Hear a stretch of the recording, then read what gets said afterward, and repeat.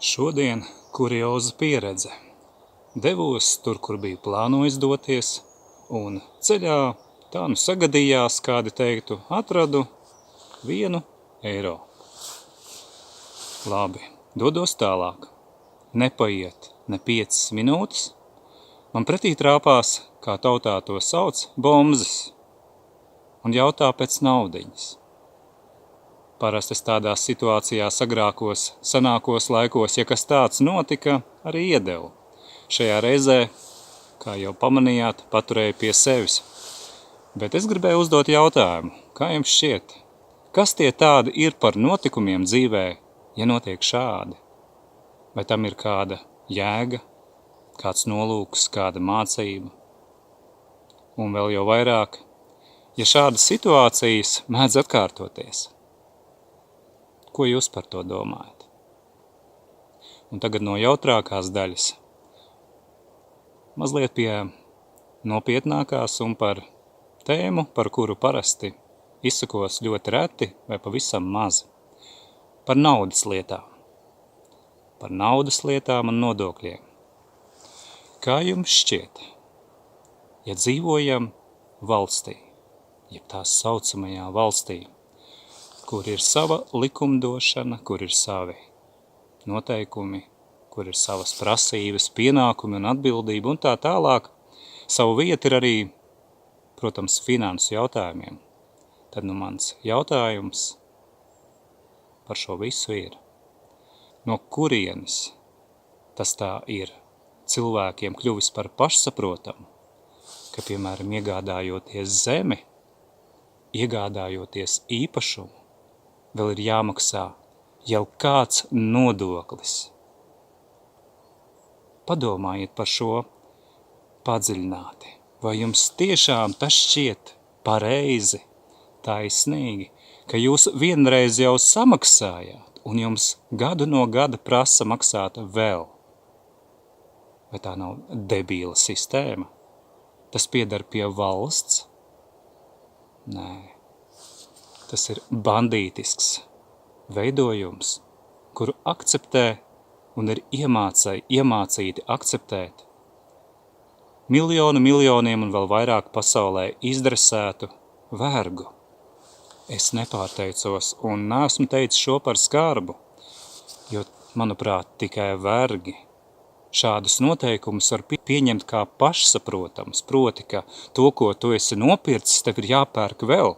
Jo kā gan citādi var saukt to, ka tu pēc tam, kad esi pirmreizē iegādājies savu zemi, īpašumu, neatkarīgi no tā kustamo vai nekustamo, tu vēl turpini gadu no gada maksāt īpašuma nodokli, piemēram.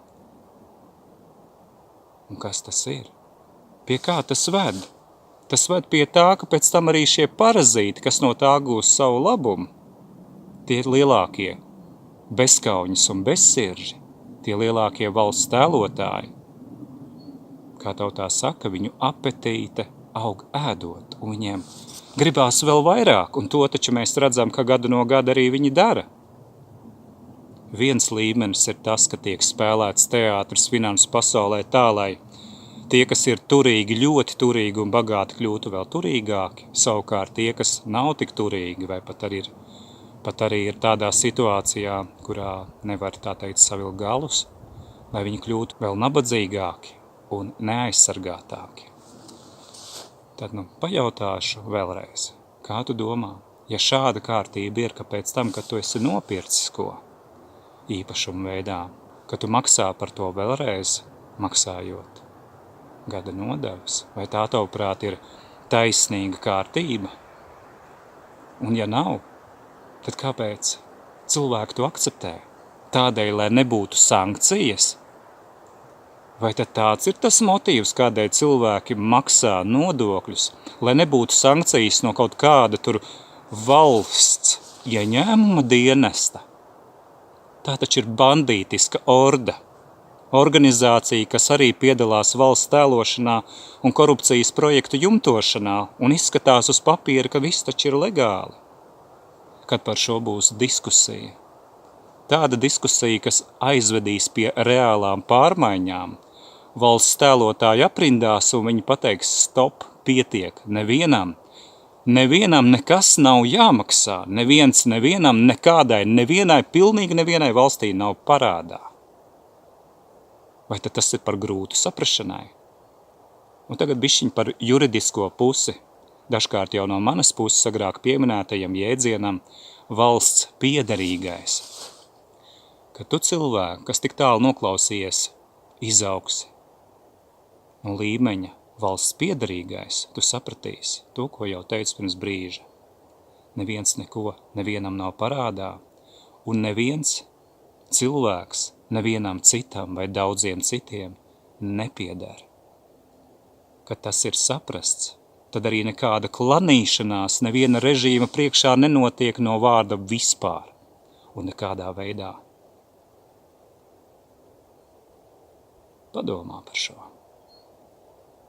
Tev pašam ir sava galva, un tu zināsi, ko par to domāt, vai par to runāt tiešu valodu, vai arī turpināt piedalīties šai leļu šovā, ja precīzāk sakot, liekulības teātrī, kurā daudz it kā saprot, kas notiek, un tomēr viņi pielaizās režīmiem, meklēdami savu labumu pie esošās nevis kārtības, bet nekārtības, pie noziedzības, pie nepārprotama reketa.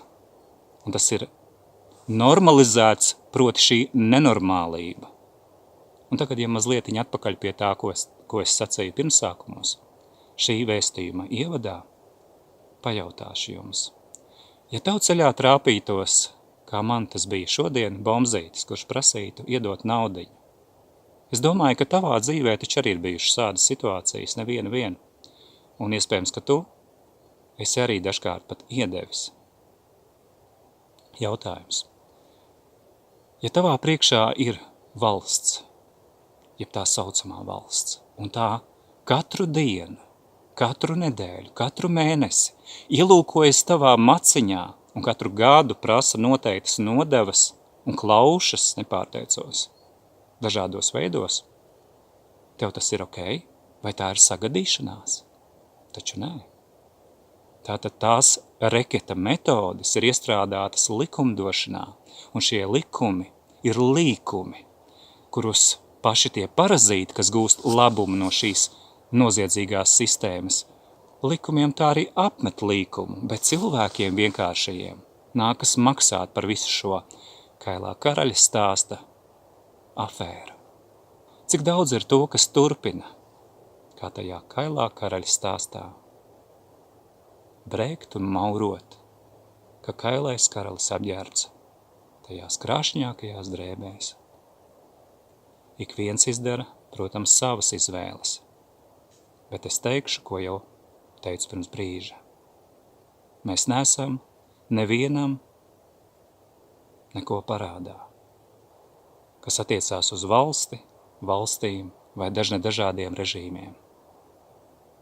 Mēs atbildam un atbildēsim par sevi, radītāju priekšā. Un tie, kas ir spējīgi, šīs dzīves laikā sarunājas un ir spējīgi atbildēt uz katru jautājumu godīgi un runājot tiešu valodu. Vai tas ir stāsts arī par tevi? Par tevi cilvēku, kas zini, kas ir gods pār varu, kas ir sirdsapziņa pār varu? To tu atbildi zinās pats. Tādas šīs reizes pārdomas.